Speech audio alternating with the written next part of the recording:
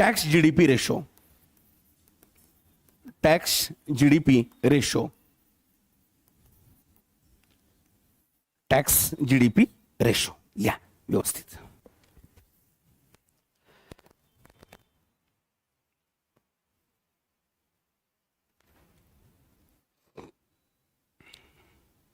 Okay, पहिले concept काय पहिले शिकून घ्या.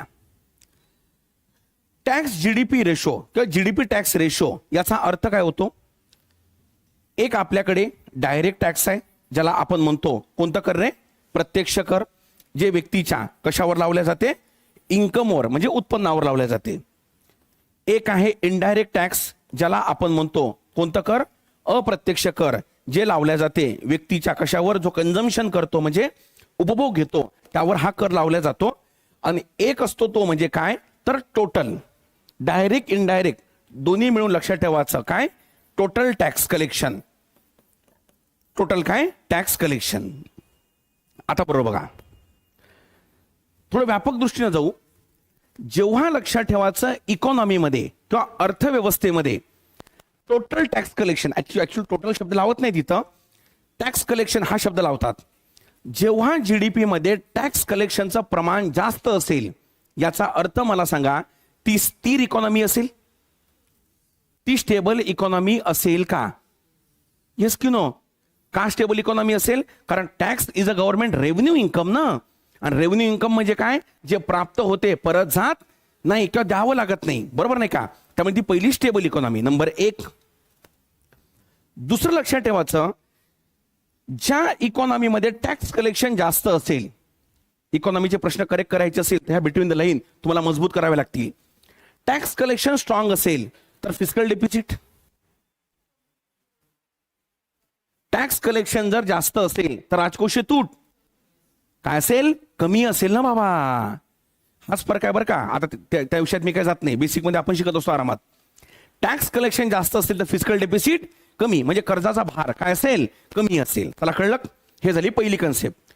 दुसरी कन्सेप्ट बघा, जेव्हा या टॅक्स कलेक्शन मध्ये किंवा या जीडीपी मध्ये जे टॅक्स कलेक्शन होणार आहे, जर यामध्ये अप्रत्यक्ष कराचं प्रमाण जर जास्त असेल, पॉइंट टू बी नोटेड, व्यवस्थितपणे समजून घ्या.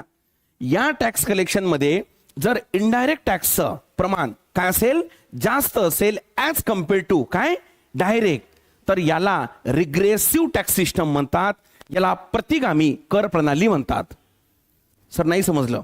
नाही समजलं म्हणजे आता अप्रत्यक्ष कर म्हणजे उदाहरणार्थ जीएसटी. आता जीएसटी मला सांगा प्रत्येक व्यक्तीवर समान लागतो, म्हणजे उदाहरणार्थ एखादी बिस्लरी बॉटल जर अंबानीनं विकत घेतली त्याच्यावरही कर हा तेवढाच लागेल, आणि मी जर विकत घेतली तर तेवढाच लागेल. पण मला सांगा दोघांवर समान लागल्यामुळे असमानता निर्माण झाली ना. कलम 14. अरे बाबा अंबानीवर जास्त लागायला पाहिजे, माझ्यावर कमी लागायला पाहिजे, तो श्रीमंत आहे मी गरीब आहो. Is that clear. पण हे लागत नाही, म्हणून याला रिग्रेसिव्ह टॅक्स सिस्टम म्हणतात, जर डायरेक्ट पेक्षा इनडायरेक्टचं प्रमाण काय असेल, जास्त असेल. इथपर्यंत समजलं. जर डायरेक्टचं कलेक्शन जास्त असेल, कुठलं कलेक्शन, डायरेक्टचं ऍज कम्पेअर टू काय इनडायरेक्ट, आणि टोटल कलेक्शन मध्ये इट मीन्स मला सांगा ती प्रोग्रेसिव्ह टॅक्स सिस्टम आहे. याचं कारण डायरेक्ट टॅक्स हा लागतो व्यक्तीच्या कशावर, उत्पन्नावर. उत्पन्न तेव्हाच माझं वाढेल ना जेव्हा ओव्हरऑल माझं इन्कम वाढलेलं असेल. म्हणून याचं प्रमाण काय पाहिजे, जास्त पाहिजे. हे झाली तिसरी कन्सेप्ट. चौथी कन्सेप्ट, ओव्हरऑल टॅक्स कलेक्शन या जास्त पाहिजे. ओव्हरऑल टॅक्स कलेक्शन काय पाहिजे, जास्त. पण या टॅक्स कलेक्शन मध्ये या दोघांमधली तफावत जास्त पाहिजे. समजलं का सर. तफावत नाही समजलं. तफावत म्हणजे उदाहरणार्थ टोटल कलेक्शन जर 10 रुपये झालं असेल, की झालं असेल 10, तर या 10 मध्ये जर असा रेशो असेल, उदाहरणार्थ हा 6 आणि हा किती 4, तर ही पुरोगामी की प्रतिगामी. मी नंतर सांगतो आयोग प्रश्न कसा विचारतो यावर, पहिले कन्सेप्ट समजून घ्या. पुरोगामी की प्रतिगामी, प्रतिगामी. बरोबर. मला सांगा, समजा हा रेशो असेल तर प्रतिगामीच ना. अरे बरोबर हो, प्रतिगामीच. आणि हा रेशो असेल तर पुरोगामी. त्याला कळली इथपर्यंत. म्हणून हे गॅप किती मोठी आहे यावर डिपेंड आहे लक्षात ठेवायचं तुमची टॅक्स सिस्टम कशी आहे. कुठला 4 आणि किती 6चा झाली इथपर्यंत. आता जाऊ बजेटकडे. आता बघा आयोग प्रश्न कसा विचारतो. आयोग प्रश्न विचारतो या स्क्रीनवर बघा आता व्यवस्थित. यामध्ये बघा ऑनलाईन वाल्यांना काही प्रॉब्लेम नाही ना. ओके यामध्ये बघा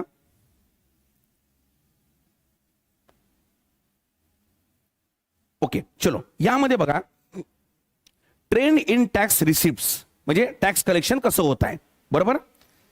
त्यामध्ये बघा आपण पहिले 2000 किती 23-24 बरोबर ना. आयोग हा प्रश्न विचारेल किती 23-24चा आणि विचारेल 25-26चा. हा मधातला विचारणार नाही समजलं. हा पुढच्या वर्षी विचारेल जेव्हा 26-27चा बजेट सादर होईल. याच्याबद्दल कालच्या सत्रामध्ये मी बोललेलो आहे. आता बघा 23-24 मध्ये जीडीपी मध्ये डायरेक्ट टॅक्स कलेक्शन 6.6% आहे. इनडायरेक्ट टॅक्स कलेक्शन 5.1% आहे आणि ओव्हरऑल 11 किती आहे 7. समजलं. ओव्हरऑल किती 11.7 म्हणजे मी असं लिहितो बघा. बघा टोटल टॅक्स कलेक्शन 2000 किती रे पोरं हो 23-24 या वित्तीय वर्षामध्ये. तुम्हाला सर बजेट तर 25-26 आहे कारण हा फायनल आकडा आलेला आहे आपल्याकडे. हे चूक होते बरं का नवीन वरण भात पोरांकडनं. त्याला वाटते 25-26 म्हणजे या वर्षीचे आकडे विचारेल. आयोग या वर्षीचे विचारतो 23-24 कारण हा फायनल आकडा आलेला आहे. पुढचं बजेट एस्टिमेट आणि रिवाइज एस्टिमेट आहे. चलो टोटल टॅक्स कलेक्शन 23-24चं मला सांगा टोटल किती आहे 11.7. 11.7% कोणासोबत कम्पेअर करून आहे हे जीडीपी सोबत. त्यामध्ये डायरेक्टचं इनडायरेक्टचं प्रमाण किती 5.1%. इनडायरेक्टचं 5.1% शाबास.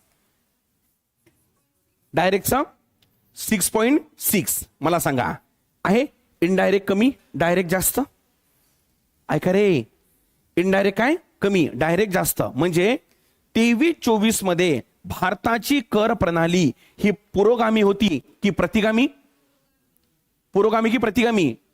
ओके पुरोगामी होती. लक्षात ठेवायचं 2024चा कंबाईन आणि राज्यसेवेचा पूर्वचा पेपर जर बघितला आणि 2300 दोन्ही पेपर जर बघितले तर मी तुम्हाला प्रथम दर्शनी नाही तर हे ठामपणे सांगू शकतो आयोगानं एक्झामिनर आपले पूर्ण चेंज केले. अरे कळलं का रे. तो प्रश्न बघा ना जीडीपीचा कसा आहे तर आता ते आजचा विषय नाही आपला. पण जर समजा बघा जे प्रश्न आले ते व्यवस्थितपणे बघा आणि जे येणार आहे त्यावर तुटून पडा. हेच आपल्या बेसिक लेक्चरचं पण म्हणजे फॅक्ट आहे. समजा त्यांना जर विचारलं पुढील पैकी ओके म्हणजे बा कन्फ्यूज करायला तो प्रश्न आला होता आयोगाचा 6 एप्रिल 2022 भारताचं परकीय चलन मध्ये पुढील पैकी कशाचा समावेश होतो. अरे तू 6 एप्रिल विचार 22 विचार की 25 विचार की 2030 विचार. परकीय चलनामध्ये 4च कंपोनंट असेल. असं तो कन्फ्यूज करायला काय विचारेल माहितीये का 2023-24 मध्ये भारतीय कर रचना पुढील पैकी कशा प्रकारची होती. प्रतिगामी पुरोगामी यापैकी नाही आणि अजून चौथा काहीतरी देईल. समजा वरण भात पोरगा आपला 23-24 आकडेवारी. अरे भाऊ आकडेवारी कुठे विचारली तिथं. आकडेवारी कुठे विचारली डोकं लाव ना थोडं. केव्हाही लक्षात ठेवायचं हे स्ट्रक्चर असेल. भारताची कर प्रणाली काय पुरोगामी असते नाही ती ठेवावी लागते बरोबर. त्यामुळे 23-24 मध्ये हा सीन आहे. इकडे पुन्हा स्क्रीनवर या बघा. आपण काय करू थोडा ट्रेंड बघू चालेल. बघा येलो म्हणजे डायरेक्ट आणि ग्रीन सॉरी काय ग्रीन असतं म्हणजे काय इनडायरेक्ट. बघा 16-17 मध्ये बघा 16-17 मध्ये काय आहे ओके डायरेक्ट इनडायरेक्ट काय जास्त आहे. समजलं. म्हणजे 16-17 मध्ये भारताची कर रचना काय होती पुरोगामी की प्रतिगामी. रिग्रेसिव्ह टॅक्स सिस्टम होती म्हणजे प्रतिगामी होती. याला स्टार करू की 7 स्टार करू. मग आयोगानं जर प्रश्न विचारला 2016-17 मध्ये भारताची कर प्रणाली कशी होती. भाऊ एवढे जुने आकडे कसे काय विचारते बेट. अरे डोकं लाव ना भाऊ, तुला माहित नाही ना, तू लोकमत पेपर मधनं पण बजेट करून आला. लोकमत पेपर काय बदलला बरं का कंबाईनचा. कंबाईनला एक्झामिनर हायगाईच करून राहिला विचारायला. 16-17 मध्ये हे ते वर्ष आहे जिथं काय होती प्रतिगामी, म्हणून सहज विचारलं तुम्हाला. आता तिथून पुढे बघा 5.9 5.3 बघा 6 5 बघा बघा बघा ना आहे. ऐका बरोबर सगळं ओके. 20-21चा प्रॉब्लेम असेल एक. किती 20-21 कारण गो कोरोना काय गो कारण इन्कम पूर्ण हेच होतं ना. म्हणजे 20-21 आणि 16-17 या वर्षी काय होतं इनडायरेक्टचं प्रमाण जास्त होतं, डायरेक्टचं प्रमाण कमी होतं. चला समजलीत पर्यंत. आणि आता या 25-26 वर 25-26 मध्ये अपेक्षित काय आहे डायरेक्ट किती जीडीपीच्या 7.1%, इनडायरेक्ट 4.9 आणि ओव्हरऑल किती 12%. ठीक आहे. या मी पुन्हा लिहितो इथं पेन चेंज करून. पेन कोणता घेऊ रे, हा दुसरा येलो घेतो. चला 2000 इसको थोडा लहान कर देंगे, याला वर घेऊ आपण. चला इथे लिहितो 2000 किती रे पोरं हो 25-26 मध्ये, म्हणजे हा बजेटचा आकडा आहे. ओके. यामध्ये मला सांग टोटल टॅक्स कलेक्शन जीडीपीच्या किती %? 12%. बरोबर. त्यामध्ये इनडायरेक्ट किती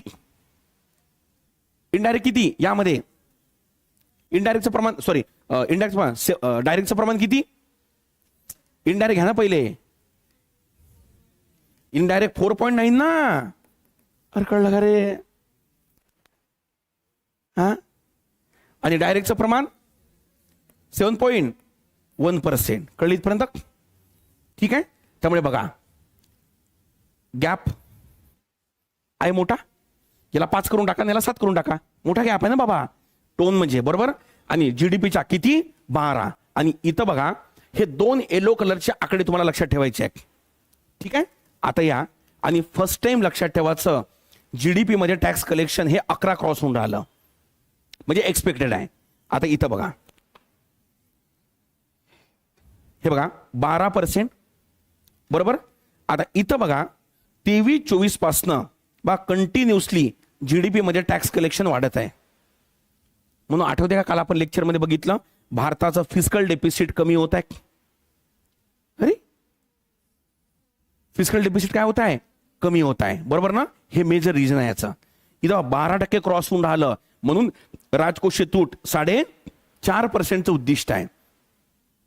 4.5 म्हणजे 4.4% काय उद्दिष्ट आहे. लिंक लागून राहिली. बरोबर. ओके. तर हे झालं टॅक्स जीडीपी रेशो. बरोबर टॉपिक. चला समजला का.